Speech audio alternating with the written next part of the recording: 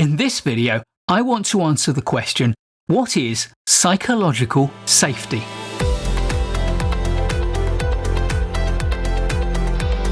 Do you think that you can say what you think at work without fear of humiliation or punishment?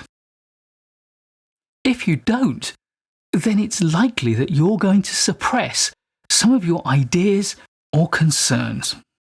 And that will be to the detriment of your organisation, your project, and your client. They will miss out on real opportunities or incur significant harms. The idea of psychological safety was first articulated by the psychologist Carl Rogers in the 1950s. This, he said, is a key condition to bring out people's creativity. In 1965, Edgar Schein and Warren Bennis described psychological safety as an atmosphere where one can take chances without fear and with sufficient protection. Thus, a climate is built which encourages provisional tries and which tolerates failure without retaliation, renunciation, or guilt. Its modern form emerged in the late 1990s with the work of organisational behavioural scientist Amy Edmondson, working at Harvard University.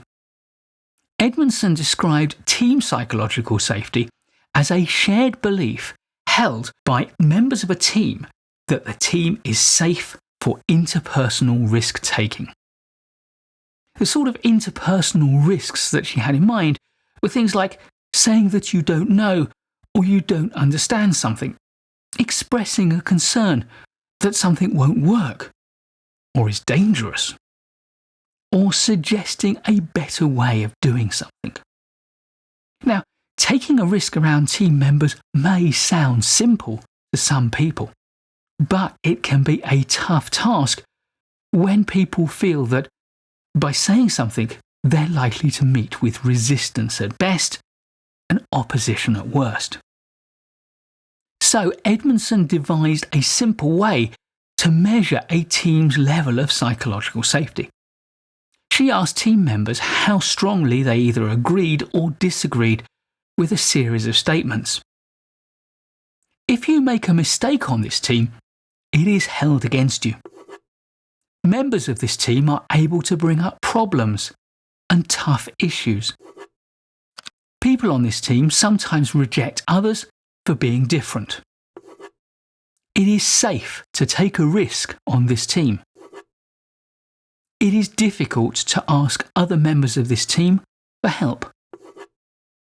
No one on this team would deliberately act in a way that undermines my efforts. Working with members of this team, my unique skills and talents are valued and utilised. So, what can we do on our projects to foster psychological safety? Well, Edmondson suggests 3 things that you can do as a leader. Number 1 is to acknowledge your own fallibility. You need to set the expectation that mistakes and lack of knowledge or lack of understanding are just part of the process and to be expected in your team. Number 2 is to model curiosity and to ask lots of questions. This is, after all, how we fill out our knowledge, how we deepen our understanding, and how we test our solutions to problems and our decisions. And number 3 is to frame our work as a learning problem rather than as an execution problem. I think this is especially relevant to us in the project management world, where every project is to some degree novel, it's new and unknown, and so doing the project is a learning process. This means treating failures and mistakes as part of the process, something to learn from rather than something to trigger blame and recriminations.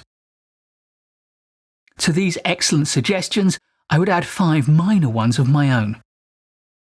First, involve your team in the planning and decision-making process.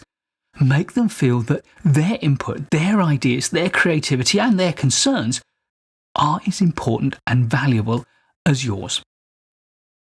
Then set up clear team processes so that everybody knows what to expect and how to behave. Then encourage the formation of strong working relationships among your team members. Find ways to build that sense of team spirit and camaraderie. From here, you can recast team conflicts as part of a collaborative search for solutions. It's okay to disagree.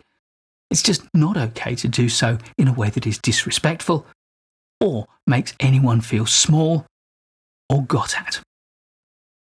And finally, support your team members as they struggle to solve problems and to resolve issues.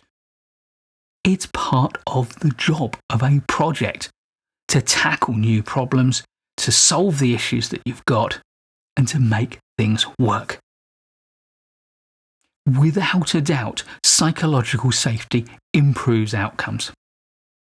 In an environment that is psychologically safe, we see things like more innovation and creativity, greater staff and team engagement, and reduced stress levels. And of course, with reduced stress levels, we get higher levels of productivity and better decision making.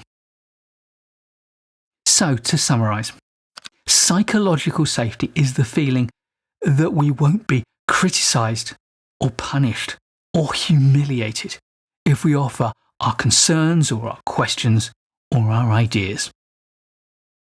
And critically, it's the feeling that our mistakes will be accepted as part of the process.